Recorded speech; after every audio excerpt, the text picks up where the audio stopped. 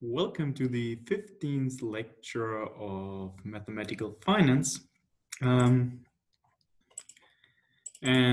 currently, our goal was to understand the pricing and also the hedging of American options. And for this, we understood that we need to understand an optimal stopping problems for stochastic processes. And in order to do so, we need to investigate or study in more depth the notion of martingales and properties of stopped martingales. And and this brings us, as we started last time, to the section of Doob's theorems about martingales.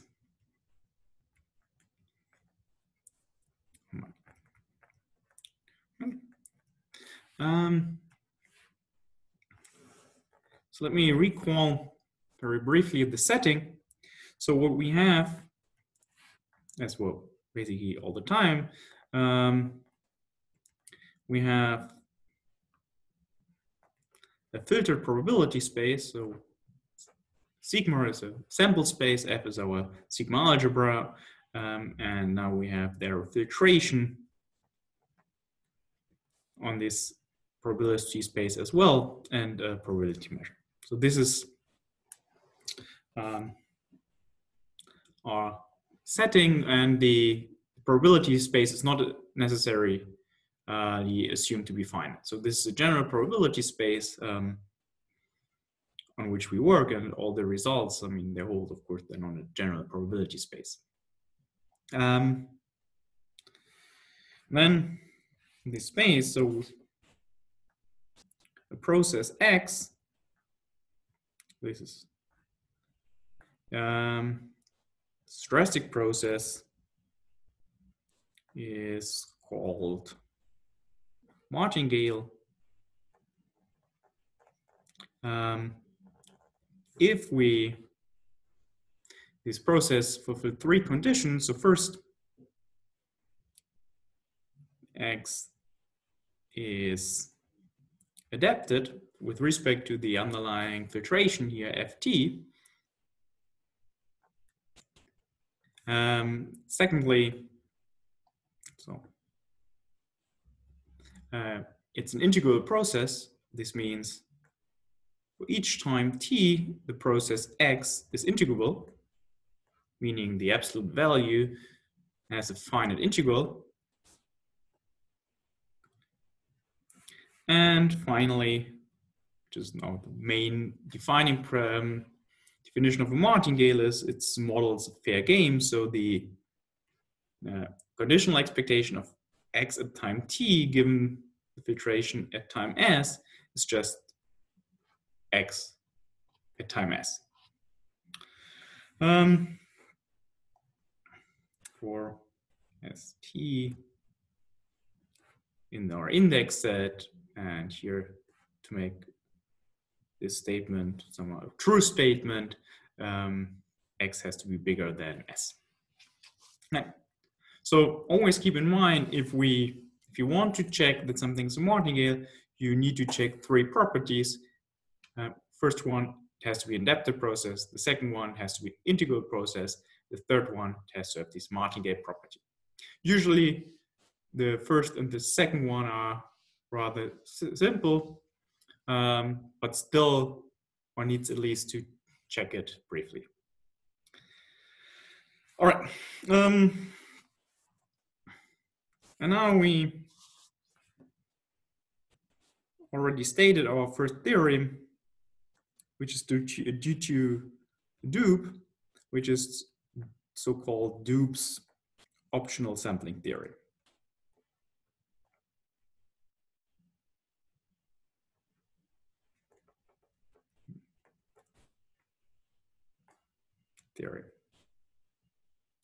Right. And what it principle does is it tells you that these defining martingale property, so the property III here, holds even if we replace the deterministic times t and s by bounded stopping times, right? So let us assume we have two stopping times, sigma and tau, stopping times, and we want additionally assume that these stopping times are bounded in the sense here, since we have a finite time horizon, that both stopping times, sigma and tau, are less or equal than t. So our terminal time. Recall, in principle, a stopping time might take the value infinity, but here this is not allowed. And then the first statement as well. If our underlying process X is a martingale, then, well, our martingale property, so the conditional expectation now at X stopped at tau, given the filtration up to times sigma, is equal to X stopped at time sigma, right? So you see, this is nothing else than the martingale property, the defining property of a martingale, but now for more general times, namely stopping times, instead of only deterministic times, right? And secondly, which is a simple consequence by setting sigma to be constantly 0. So this property immediately implies that the expected value of x tau is equal to x0, right? So what you also have included in the statement is that the random variable x tau is integrable, because otherwise this statement here would be not well defined. And the same conclusion on the analogously conclusions are true if we assume that X is a sub martingale or a super martingale.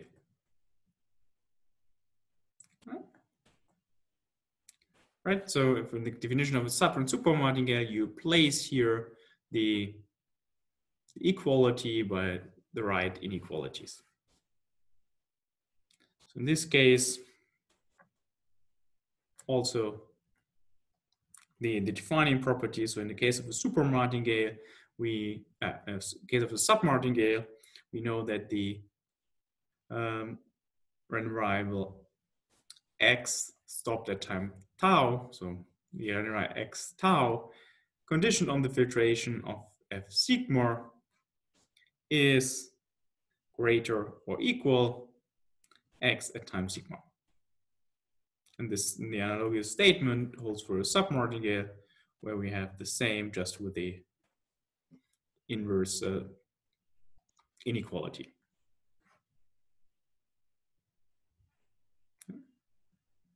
All right. Now you see, I mean, here also for the sub and super martingale, these defining properties hold for at least bounded stopping times.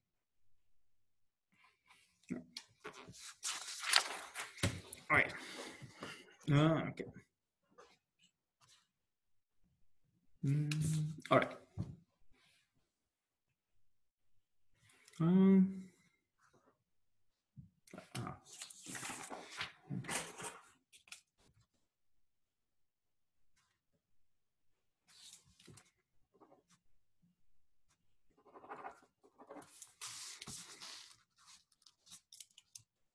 right. So let's come to the proof. So what we want to do is, I mean, we cannot immediately apply the definition of a martingale because, well, we deal here with stopping times instead of deterministic times.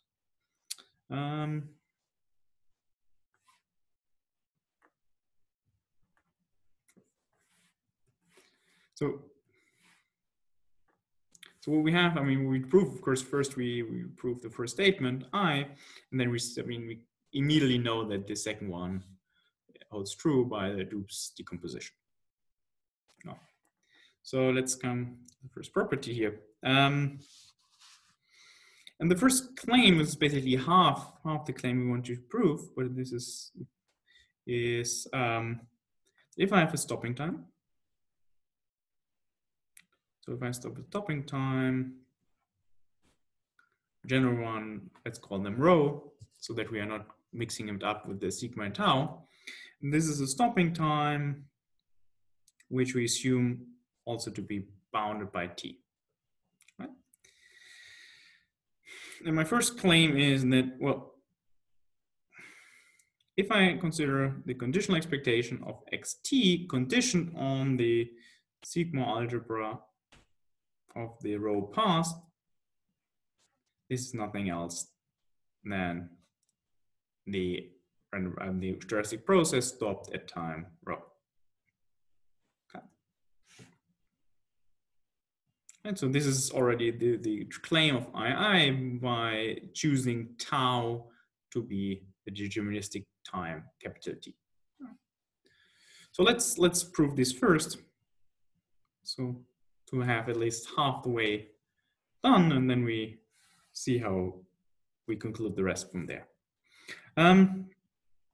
Okay, so if we want to show this claim, well, by the definition of conditional expectation, we know it's actually sufficient to show, well, this is the defining property that this, if I consider the random variable xt conditioned on an event A coming from the sigma algebra F rho, then this has to be X rho conditioned on AT, right? So this is just the definition of conditional expectation. When then we know if this is true by the uniqueness of the conditional expectation, the random variable X rho has to be the conditional expectation xt conditioned on the sigma algebra F rho. Okay.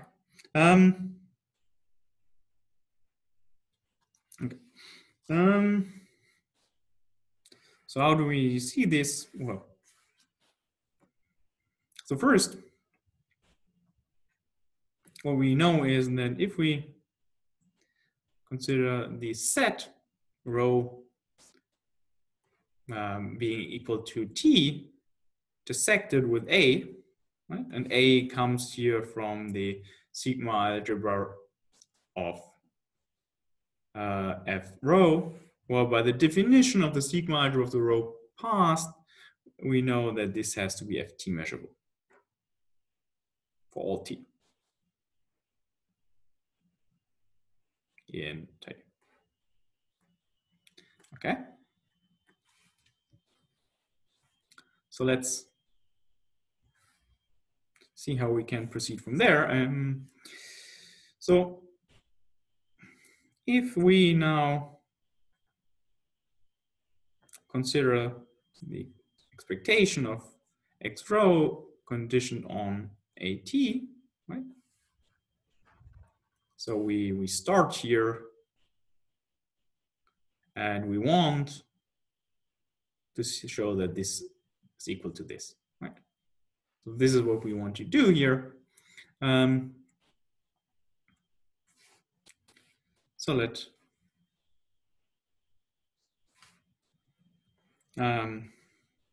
see how we can use properties we have to get this equality. Right, first thing is, well, we can represent this X rho, this random variable, as xt conditioned on rho to be equal to t, right? So this here is just the same, and then we intersect everything with A, as we have done, as we have here, the indicator function of A. All right. And now we do our standard trick by sneaking in a conditional expectation. So let's sneak in conditional expectation with respect to ft. Well, this event here, as we just said, is ft measurable, so we can pull it out of the conditional expectation.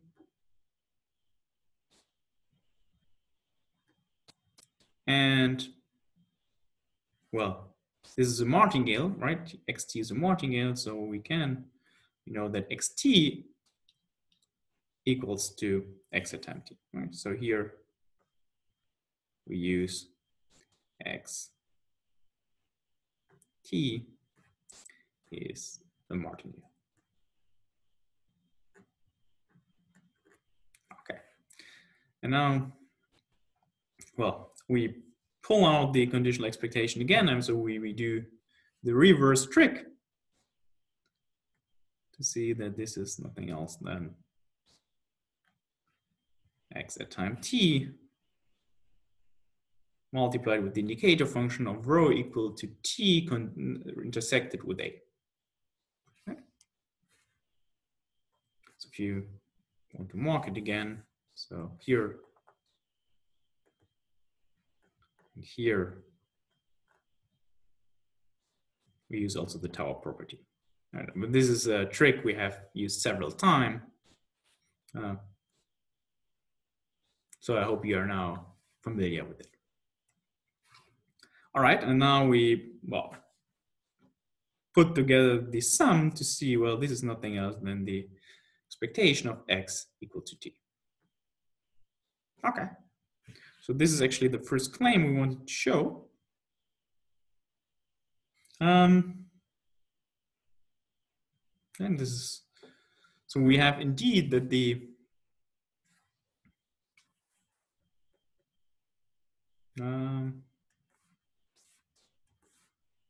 conditional expectation of x at time t conditioned on a sigma algebra at time rho, where rho is any bounded stopping times, is equal to the random the stop process at time rho.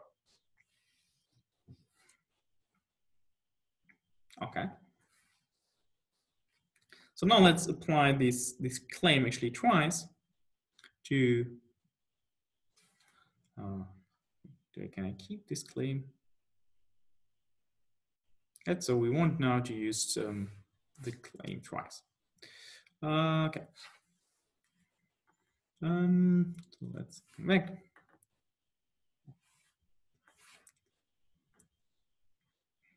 Applying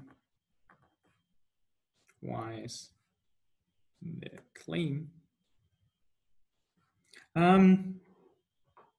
And well, of course, now to tau and sigma, and calling, well, since these two stopping times are ordered, at time the sigma algebra of the rho sigma past is included in the sigma algebra of the tau past as sigma is less or equal than tau. Well, this was part of the assumptions of this theory. Okay, that's good. So what do we get from there? Well, so if we consider the process x stop at sigma, well, if we apply our claim, this is nothing else than conditional expectation of xt given the sigma algebra at time sigma, right? So this is the green mark claim here. And now we use again the tower property as we like to use it. So we sneak in another expectation.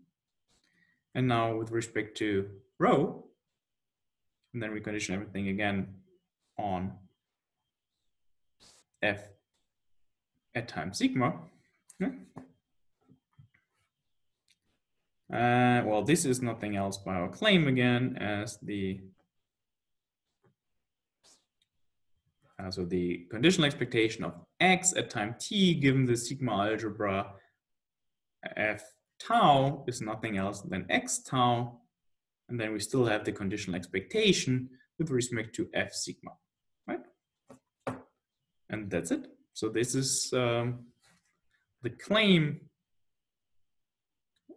for the first claim in the Doob's optimal sampling theory.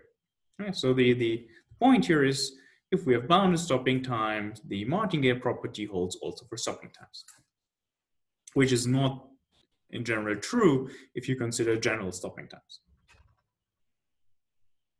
Right.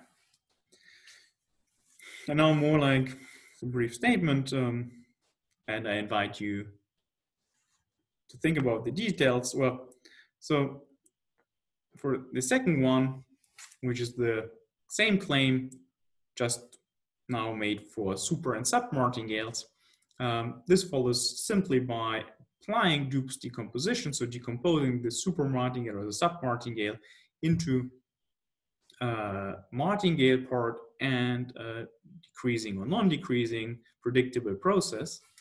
And then we can apply the first statement of the theorem to get the second one. All right. Here follows by I plus Doob's decomposition. All right.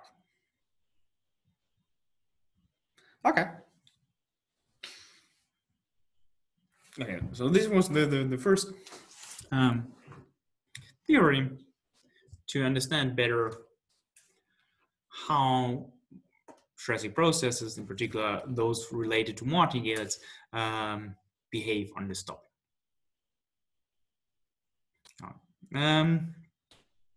So the second one, okay, let me first give you a little corollary, which is something you want to use, and we will actually use, so which is a direct consequence of the optimum sampling theory. So this is often also called Doob's stopping theory.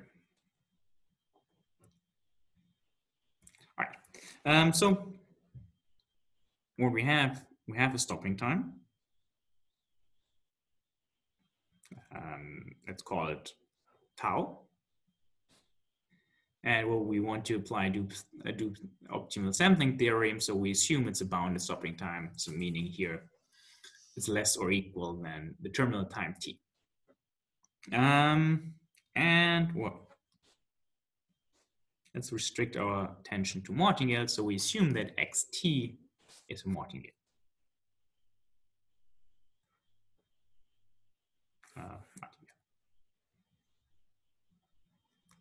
Okay. So what do we have? Well, first of all, the expected value, so the random variable x tau, so this process stopped at time tau, is integrable. So it says the absolute value has a finite expectation, and the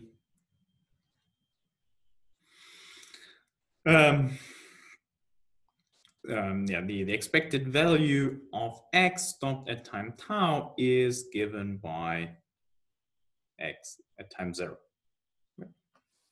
So why is this clear? Well, let's go up to the first statement of Doob's optimal sampling theorem. So what we want to do here is, well, so this is the first statement here of the corollary. And why is it, I mean, this is actually well defined, so why is it integrable? So this was more claiming it. Well, what you see here, that here, so this is a tau, so x at time tau is just given as the expected value of an L1 integer, so of an L1 random variable, so of an integrable random variable, right? So this is again in L1 as a whole object. Right, so you see here, the corollary is really included in the statement.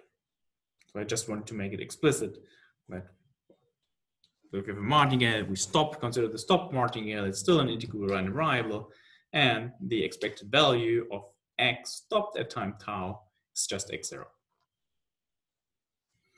Okay, so here's nothing left to prove. So let's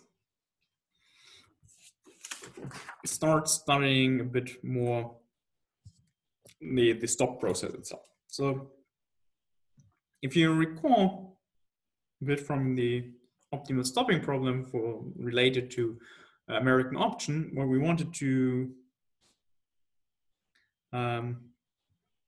understand better is, well, we have a process which is assumed to be adapted.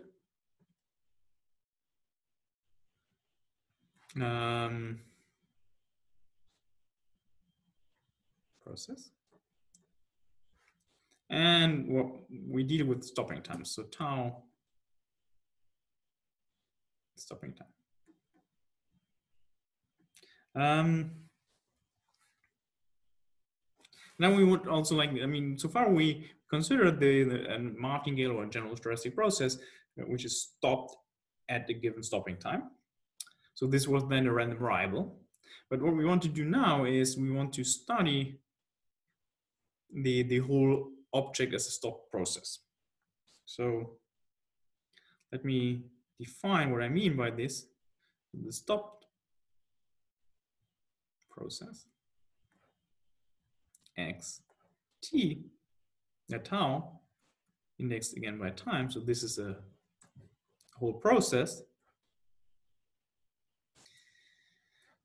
And how do we define it? Well, so xt and tau is defined as, well, nothing else than the process x at temp t minimum tau. And this is, just to spell it out once, well, this is x t evaluated at omega if t is less or equal than tau of omega, and otherwise it's omega, it's x at time tau of omega given omega if t is strictly greater than tau, right? For omega in omega and t in t. Okay, let me draw you a picture so that we can digest this definition. So what we have, okay, so we have our time x, we have the values here. So we are, so we have here, so this is time 0, 1, 2, 3, 4, 5, and so on.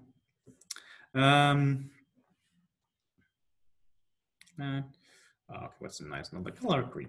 So we start at 1, let's say. So this is x at time 0. And then at time 2, we jump by them in some point. So that's x at time 1. And that's x at time 2. And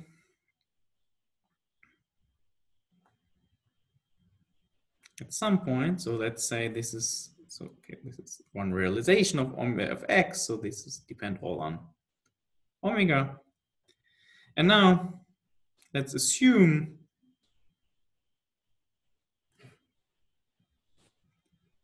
that omega, so tau of omega is equal to 3. And this here, x 3.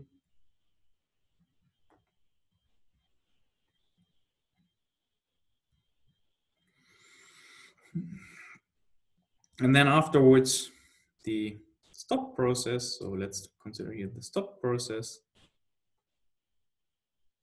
stays always the same.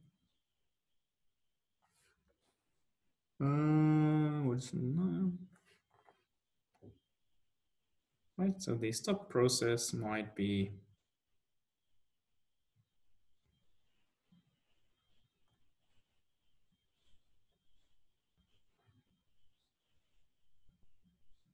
right. So the stop process stays constant, while the unstop process might keep jumping. So that might be tau without the stopping, and right. So what you see here, or what I'm trying to draw here, is okay. You have your martingale which jumps up and down. For example, the binomial, the price process in the binomial model. And if you stop it at some point, the stop process stays constant.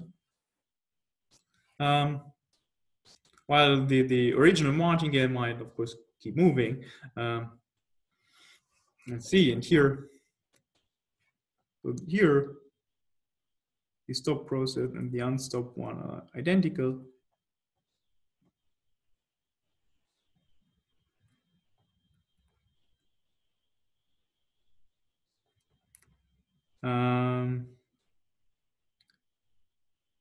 But after tau, these two processes might depart.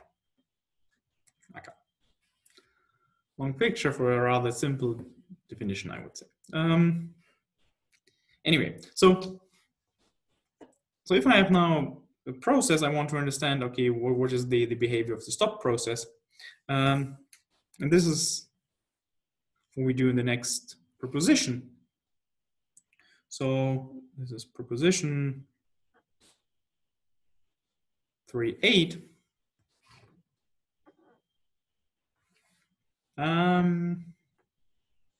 What is the statement? Well, if I have a martingale, so again, an X, it's a martingale, or it's a super martingale, so pick one likes. So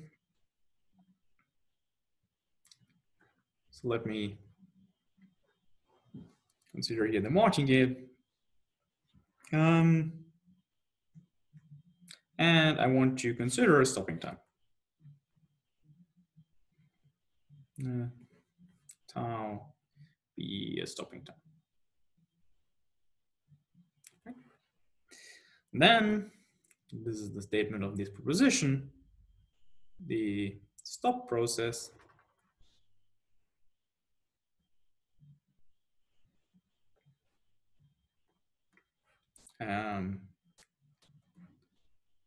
x tau is again a sup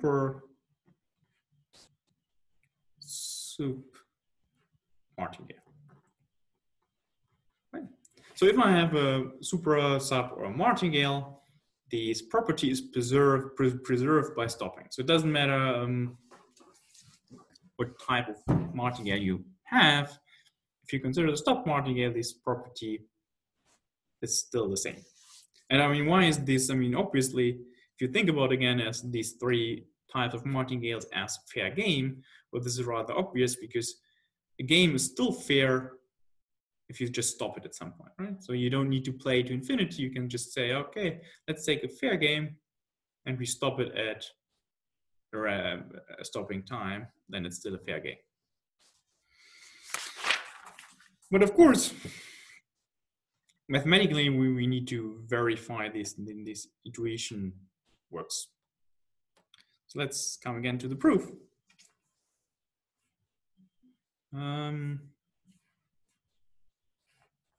Let's go for blue. So proof.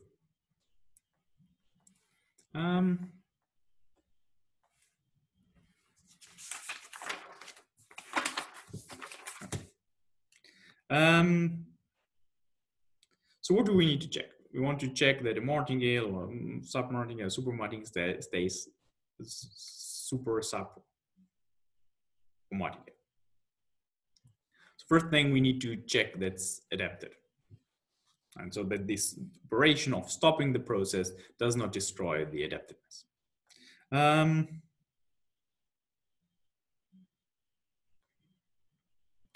So let me observe the following identity. If I consider the process, so the stop process, so that's right. The stop process at time t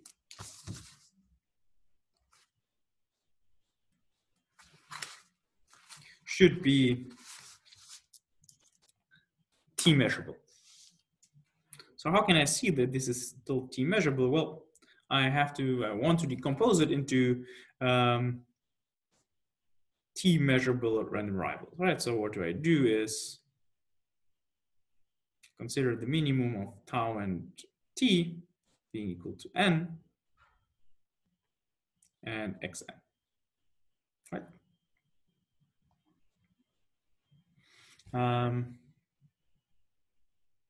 This is obviously the same, right? Either my stopping time tau takes one of the values 0 to t, well, then this is exactly one summand where this appears, or I go up to t, then okay, that's what it is. I take here the minimum, so the last summand is saying x equal to t.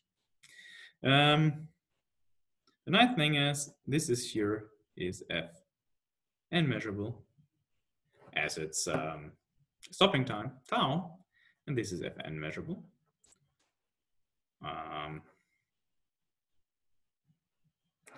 And in particular, they are both then ft measurable.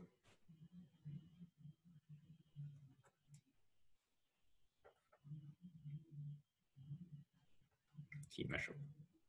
Okay. And this implies that, well, the stop process is adapted.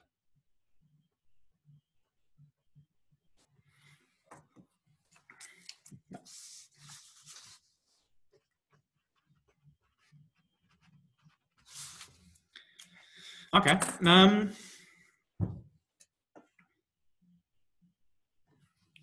So next thing we need to check in order to verify that the stop process is again a sub-super martingale. We want to verify that it's an integral process, right? Well, that's first observation. Well, this is actually rather simple because we have already our Doob's stopping theorem at hand. So if I look at this, so x evaluated at the stopping time tau minimum t, well, this is a bounded stopping time, so I know that's finite by Doob's stopping theorem. Right? All right, let me go up and show you what we just have proved, right? So if I have a stopping time, which is bounded by capital T, and X is a martingale, well, it's the same. Okay.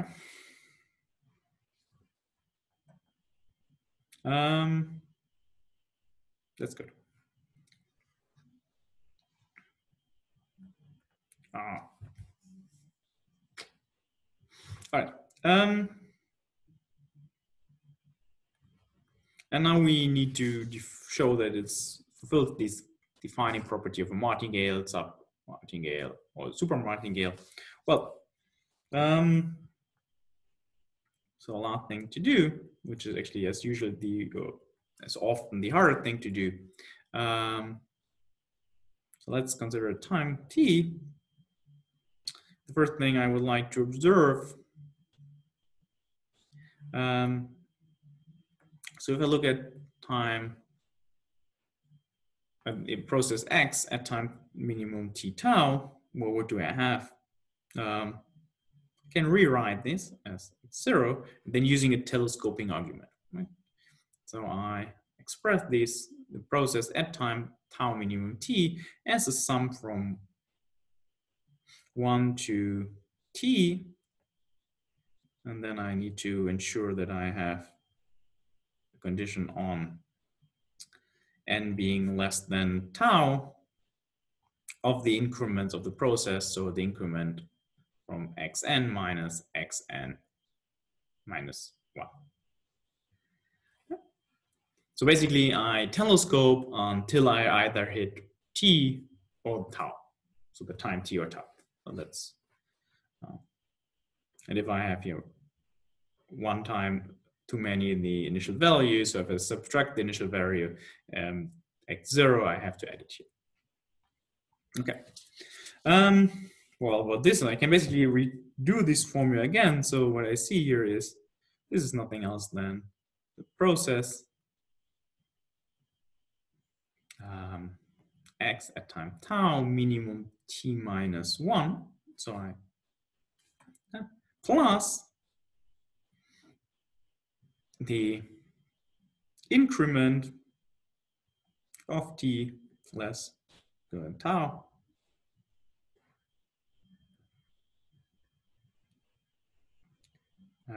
t minus 1, right?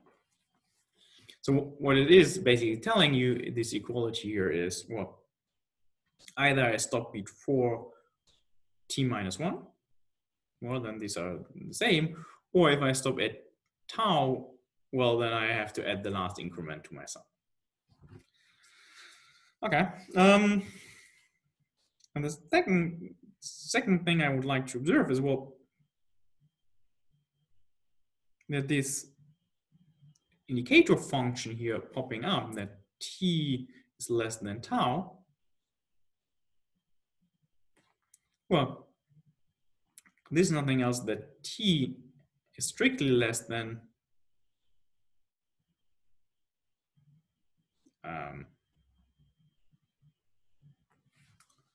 sorry, it's nothing else than that tau is strictly less than t, and then the complement, right? So this is, I take twice the complement, so I get the same set. And what is this? Well, it's nothing else than tau being less or equal than t minus 1.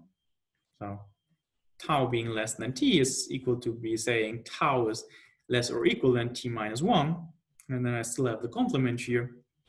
And the good thing is now I know that this is actually f t minus 1 measurable.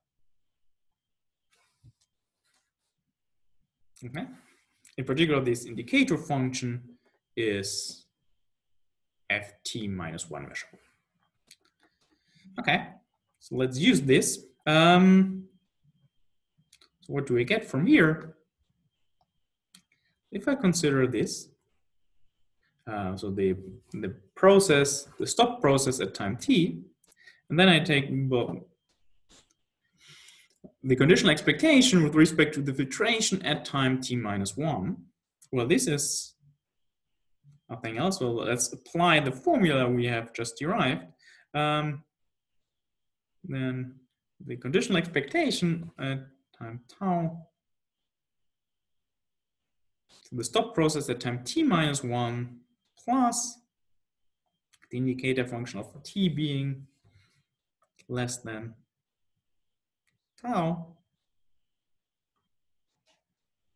And then the increment, in case it's missing, conditioned on ft minus 1. All right. So what do we know? Well, this is ft minus 1 measurable. So we can pull it out. T minus 1 measurable. This is ft minus 1 measurable, as we just discussed. So I can pull this also as well. And now I have here the increment of t minus xt minus xt minus 1 conditioned on ft minus 1. Right.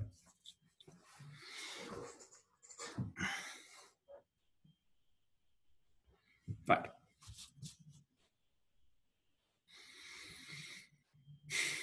So what do we learn from this equality? Well,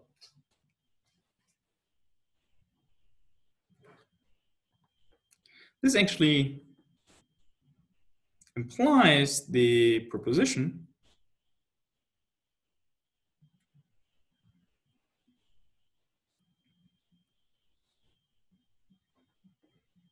follows why okay, the super sub martingale property of X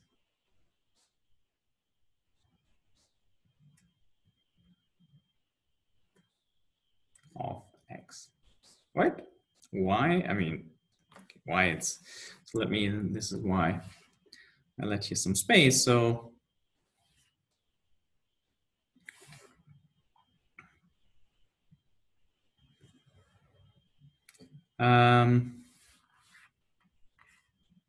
so if you have a martingale, so if you consider this is equal to 0 if X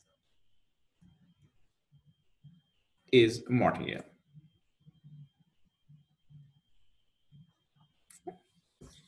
And this means, well, the conditional expectation at X at time tau minimum t is equal to, so conditioned on the time t minus 1 is equal to X at time, so the stop process X tau at time t minus 1. Right, and if you have now a super or sub martingale, well, this is a positive, always positive random variable, always a negative random variable, which gives you the right sign. So that's it. Okay. Okay. So we have now shown that the stop martingale is again a martingale. Before coming back to the optimal stopping problem, which we would be able to solve now with the ideas, the theorems we develop now, I would like to give you another fundamental theorem as a fundamental theorem or inequality and probability theory, which is the Doob's LP inequality. So it's a very important result from probability theory, which we will not use further in this course, but I think it gives you a good understanding of the behavior of martingales. And if you're interested and come to the course of advanced mathematical finance, well, we need this inequality to develop stochastic integration. So I would like to include it at this point. So let us introduce the running maximum. So this is what you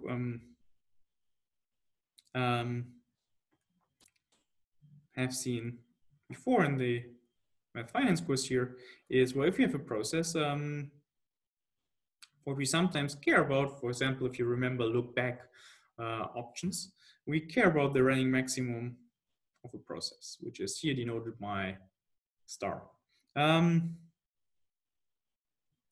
So, and X is, well,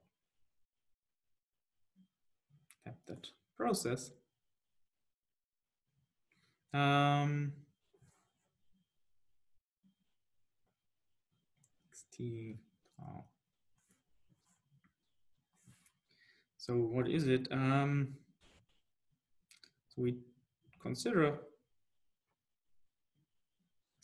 TT is nothing else than the maximum of the absolute value at X at time, I mean, of the process X K up to time T.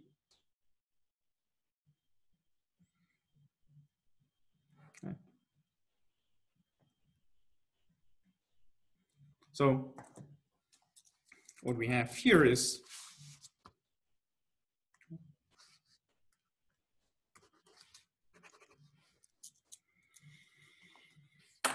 and so if you have a positive process, you can forget the absolute values. So this means, and this is the increasing process, which always stays at the maximum level the process ever reached in the past.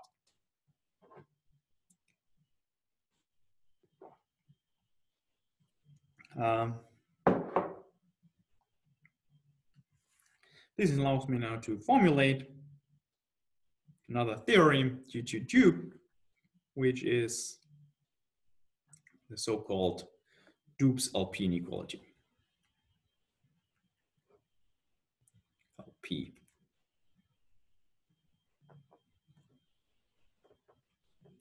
All right.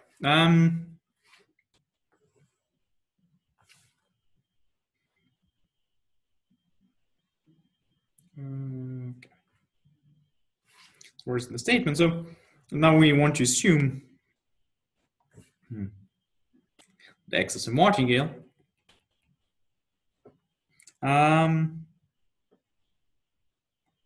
Be a martingale. And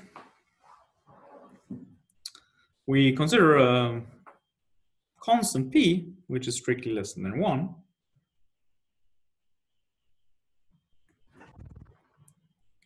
Now we have following estimate. So we can always estimate the pth moment of the process X at time T by the running maximum, right? The absolute value of the running maximum. Here's P. Right. So this is up to time T to the power of P. Okay, this is boring, right? So you can always, I mean, by the linearity of the conditional expectation, this is always true.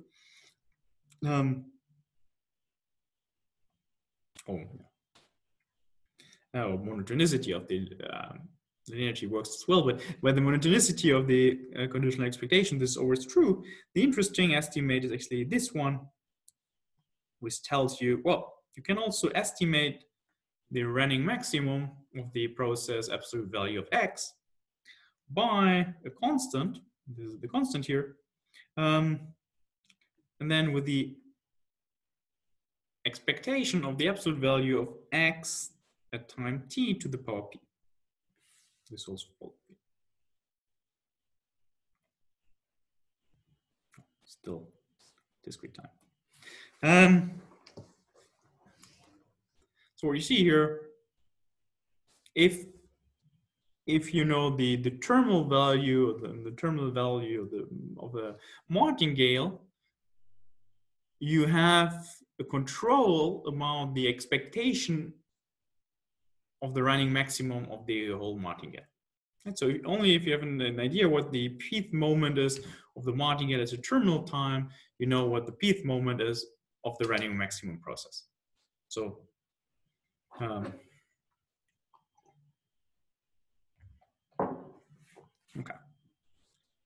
So let's prove, and this is another consequence of Doob's optimal sampling theory. All right, let's pick another color. And let's come to the proof. Okay, just for completeness reasons, so the first inequality is obvious. Right, so you wonder if the proof is missing. No, there's nothing to prove, right? You can always estimate the terminal the absolute value of x at time t with the running maximum up to time t, right? Because the maximum here includes the random variable of the absolute value of xt. Okay, that was easy. So the second one is more interesting. So for the second inequality,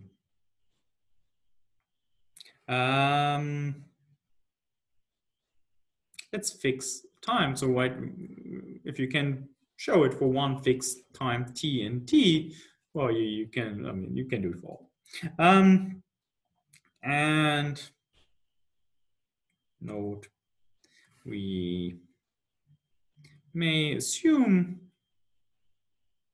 that the expectation of xt to the power p is finite. So a priori, if you have a martingale, you only know that's in L1, so xt is in L1. And here we assume that it's in LP, which might be not true, but since this is a non-negative random variable, the only thing which can happen is that it takes the value infinity. But well, if the right-hand side of this inequality is infinity, well, the inequality is always true. So that's not a restriction. So let's assume we have that the pth moment at time t exists. Okay, step one.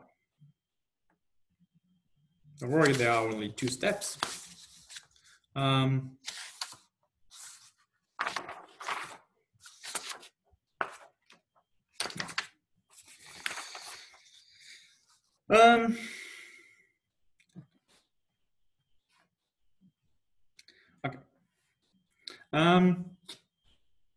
So I want to apply, as I indicated already, I want to use Doob's optimal sampling theory. So I want to start with defining stopping time. Well, okay. Sorry, let me give you first the claim and then I do what I just said. So the first thing I want to show is that I have the following inequality. So well, lambda is being strictly bigger than 0. We have the following estimate. So lambda times the probability of the running maximum up to time t being strictly bigger than, bigger or equal than lambda can be estimated by the expected value of the absolute value of x at time t, additioned on the indicator function of x, so the running maximum at time t, up to time t, being greater or equal than lambda. Okay. Okay. So, and what? Since let me give this a reference for later. This is equality 5.2 in the lecture notes. So this is what I want to apply in the second step. But before I can apply this in the second step, I need to prove it. And this brings me, as I said, to I want to define stopping time. So what do I want to define? Well, I define the stopping time tau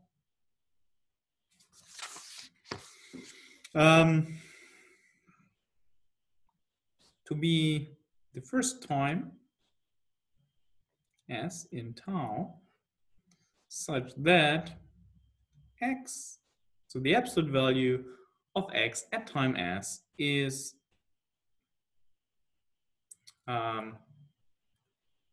greater or equal than lambda. And now we want to use an optimal sampling theorem, so I want to work with bounded stopping time, so I take the minimum with respect to t. And this is our fixed t from here. Okay. And the second thing I would like to note is that, well, okay, I'm talking always about the running maximum, but I'm considering here the absolute value of the martingale. So if I have a martingale and I take the absolute value, we have already seen that this is a sub-martingale, not a martingale anymore. Or in general, not a martingale anymore, but always a sub-martingale. If you want to check it by proposition, so 2.3 because x is a martingale, so it's a composition of a martingale and a convex function.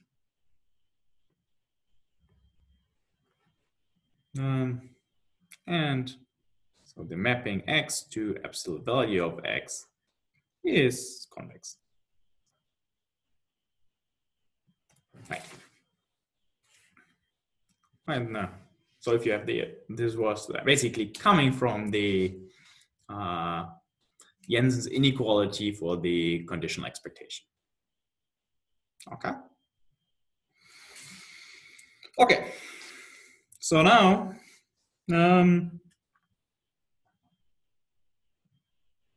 what I want to use is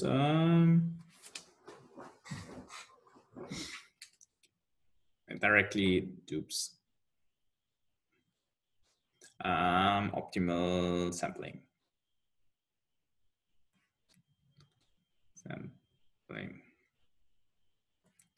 theory. Right. So what it tells us, well, if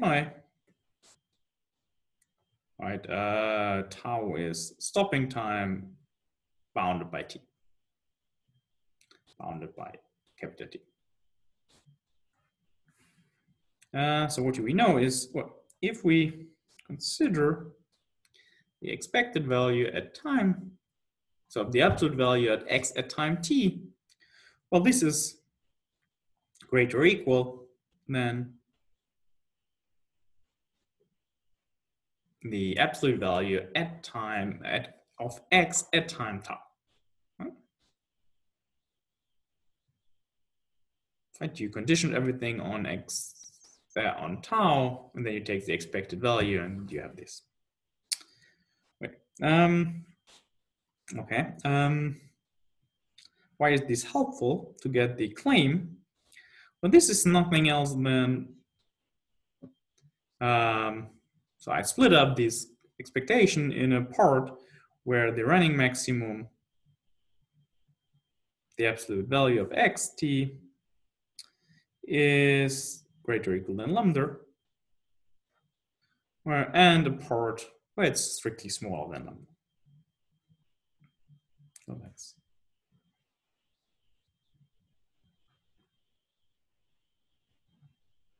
t is being strictly smaller than lambda. Right. Okay. Well, that's not super deep. But the nice thing is now, well, the first part, I mean, here, I assume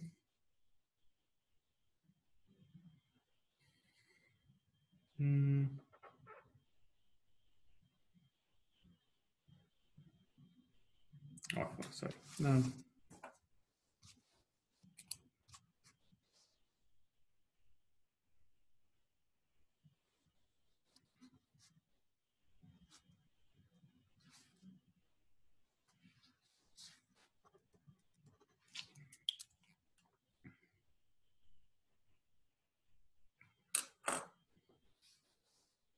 Right.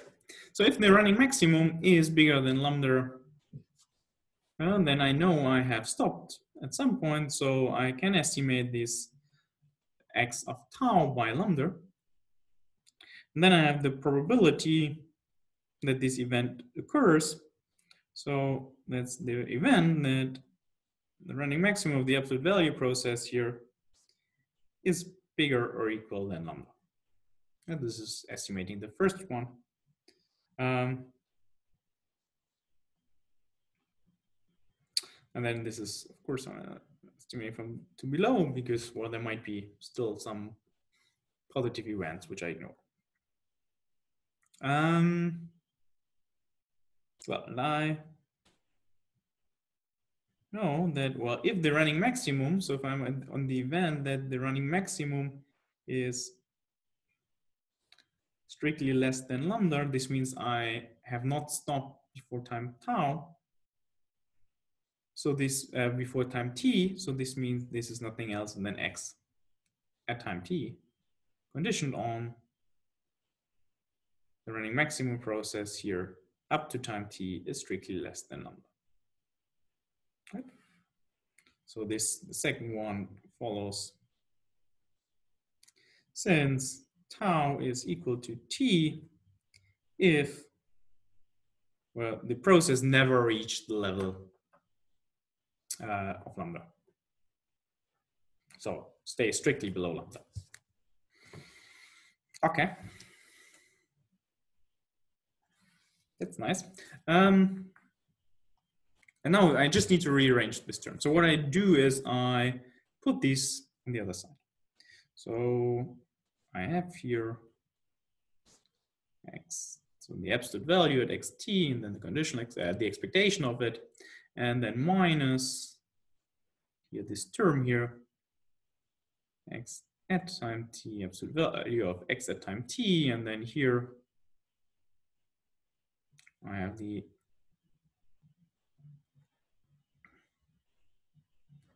right.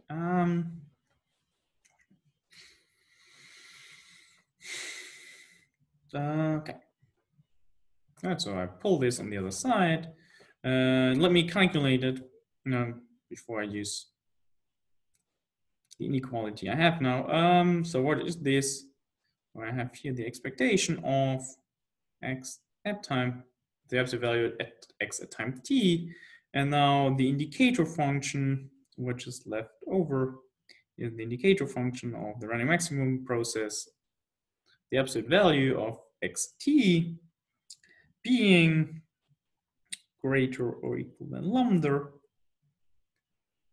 can be estimated bounded from below by lambda times the running maximum here being also the probability of the running maximum up to time t being greater or equal than lambda. Right? And well, let's have a look here.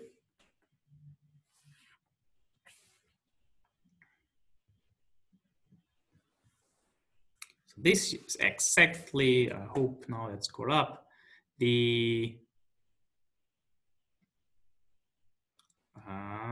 do I get? Right, okay. So you see, this is exactly the claim I made here. So you can estimate lambda times the probability of the running maximum process up to time t to be greater or equal than lambda can be estimated from above by the expected value of the absolute value of x at time t multiplied with this indicator function here. And this is what's written below here. Okay, so that's the first claim, and this is our first step. And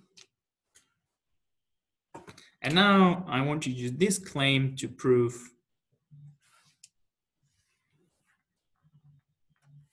this inequality so that I can estimate the pth moment of the running maximum process up to time t by this constant, and then with the pth moment of the process absolute value of xt.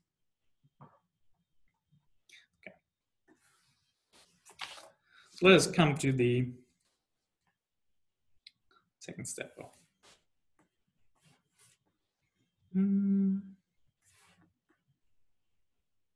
Step 2. Okay.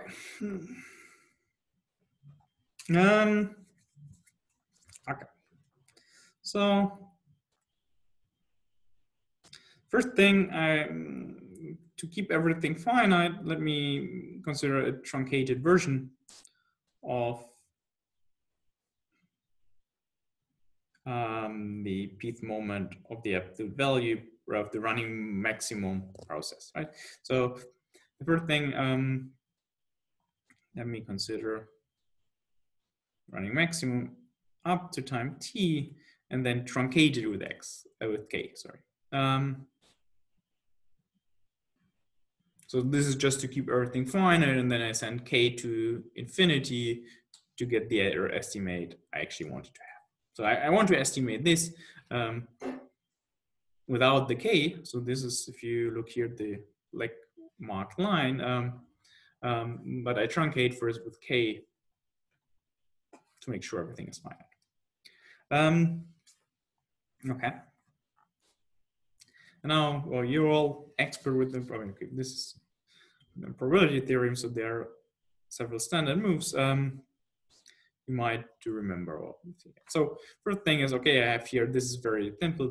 This is analysis 1. I have function, so the function x to the power p. So I can rewrite it as an integral from 0 to t minimum k. Right. And then I have p times lambda to the power p minus 1 multiplied with lambda. Right, so looks weird, but there's nothing going on. So that's just saying p to the power x is same as x p lambda p minus.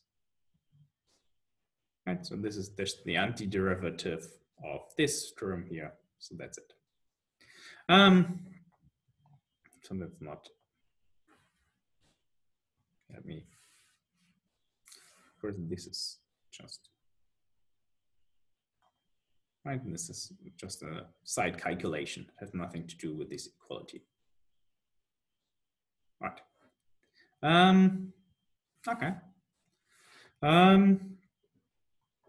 That was easy.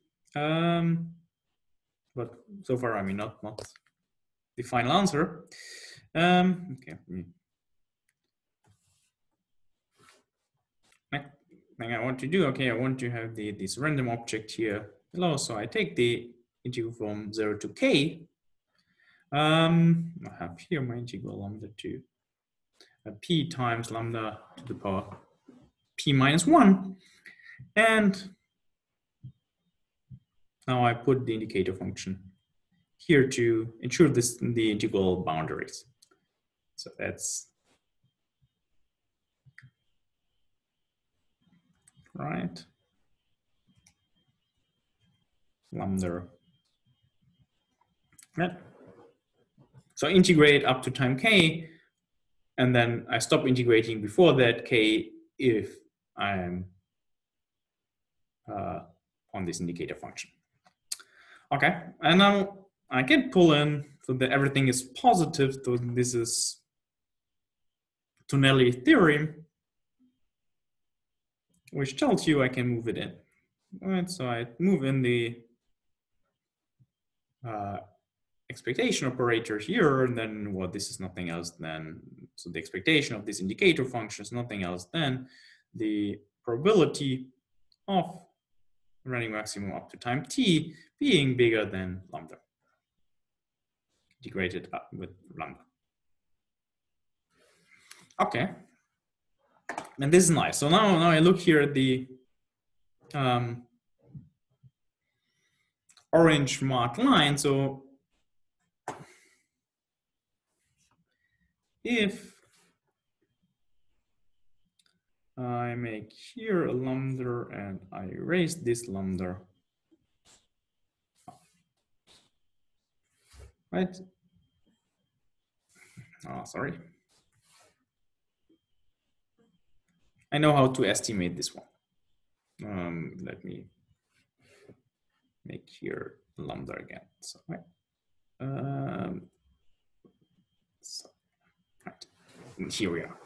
Right, so lambda times this probability I know to estimate our first step. Okay. So using my, this is the orange marked line you see here. I know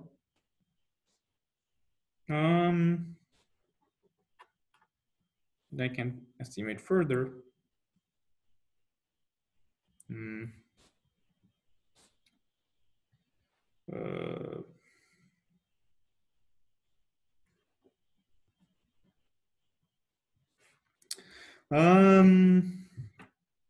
Right, so I can estimate this further by, this is my integral. I have my p times lambda to the power of p minus 2.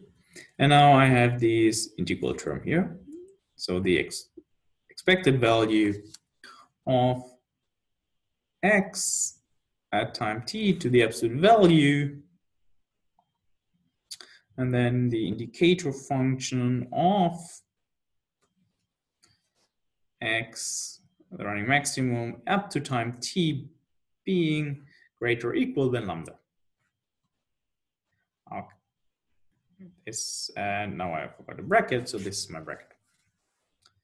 All right, so this is the estimate. Right. So how can I simplify this expression? So first, okay, let me pull out the p, and then let me pull out the expected value again. And okay, this is a random object, so this depends on the underlying probability space. So let me pull out this absolute value of x at time t. And then I will rewrite my indicator function as before. So I have here the integral up to, from 0 to the running maximum at time up to time t, and then k of lambda to the power p minus 2 lambda rho. Okay. So this is just reverting the tricks I made so far. And now, well, what do I have here? I can calculate this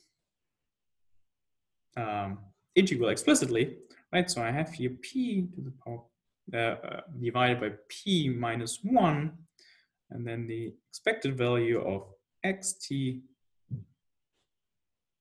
and the absolute value of it. And then, well, I calculate this integral here. So I have this boundary term, this is the upper boundary, minus 0. So the lower boundary disappears because it's just 0 to the power p minus 1. All right, so this is just calculating the integral here, which we know it's an x to the power, or lambda to the power p minus 2. Okay. Again, I forgot the bracket here. So now I just need to apply Hölder's inequality, and I'm almost done.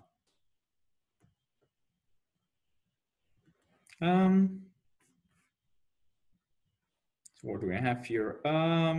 So I was estimating actually the expectation of the running maximum process up to time t truncated with x to the power p. And now I, well, apply Hölder's inequality to this term here. Let me do so. So what do I get? So I have my factor p divided by p minus 1. And here you see I'm actually why you wanted to have p being strictly bigger than 1. And then I have, well, the one part here to the power p divided by p minus 1 p multiplied with x to the power p to the power 1. Okay.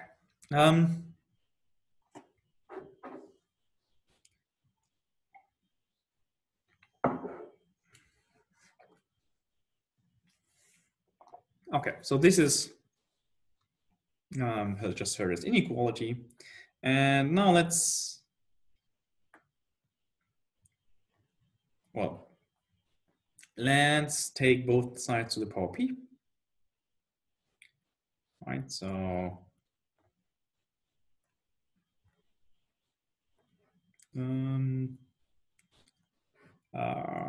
so let's take here power p,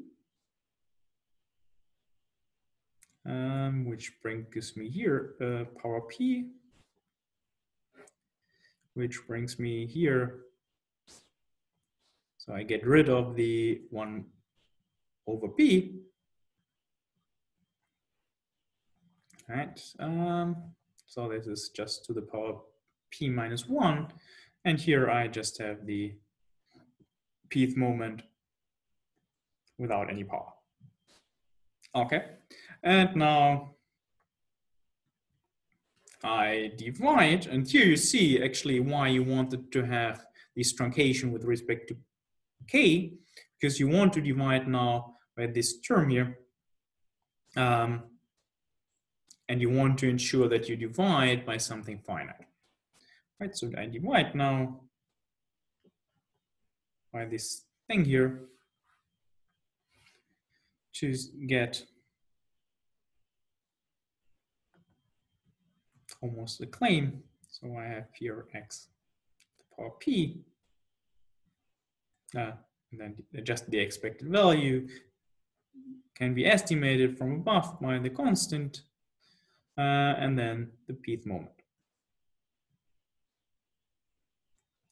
of the absolute value of x at time t.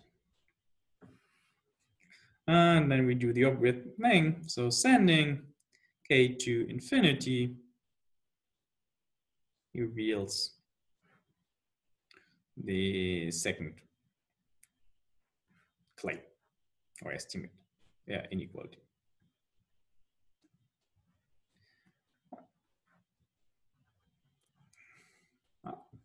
Right, so let's check again. I mean, so this is exactly what I claimed, or which was the claim of the second inequality here, the underlined with black, of the Doob's LP inequality.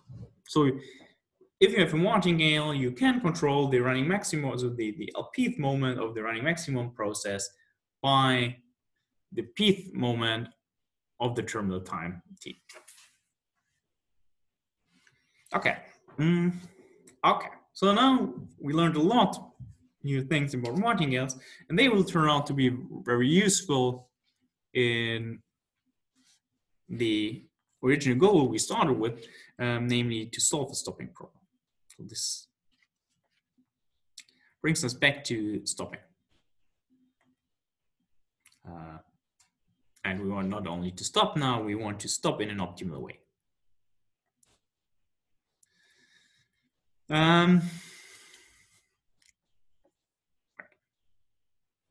So let me recall, and this is where we start next time, the optimal stopping problem we are facing. So we assume that we have, well, take a general process y, And we assume as usual that it has to be an adapted process. Okay, it's a drastic process. And we want that it's an integral process as well. So we want that at each time t, the process y is integral.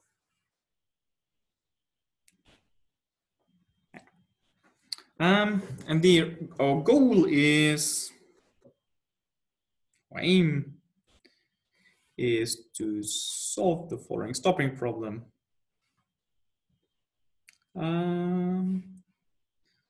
So we actually want to find the stopping time which attends this maximum. So we consider all stopping time tau, which we assume they're bounded by the terminal time t. Right? So we always consider a time horizon 0 to terminal time t. And now we want to maximize the expected value of tau of y stopped at time tau. So let me give this the same number as in lecture. So this is somehow the problem we are facing. And if you recall the notion of a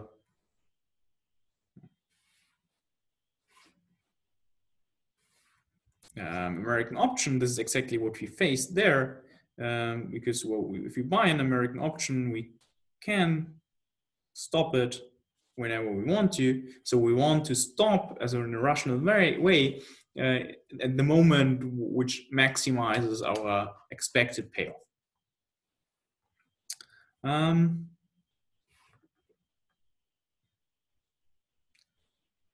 Last definition for today is, okay, what is basically a solution to this problem? And then next Thursday, we'll see how to solve it. Stopping time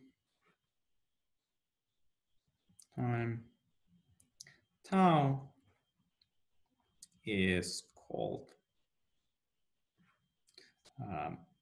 optimal or solution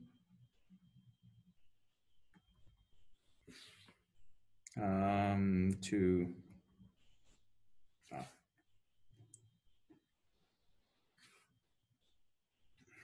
if, right, so it should be in our set of stopping time among which we want to optimize.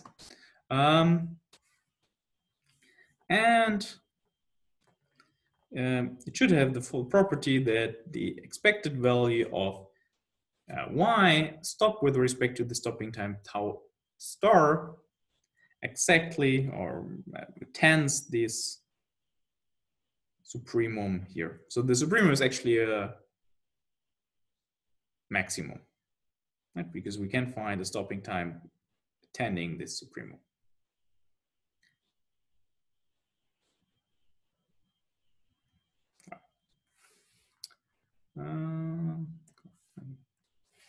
That's an optimal stopping time or solution to the stopping problem. All right. And well, on Thursday, we will now then understand how to use our martingale techniques we already developed now to find such a stopping time tau star, so an optimal or solution to this optimal stopping problem. And then we can come back to the pricing and hedging problems for American options. All right, thank you very much.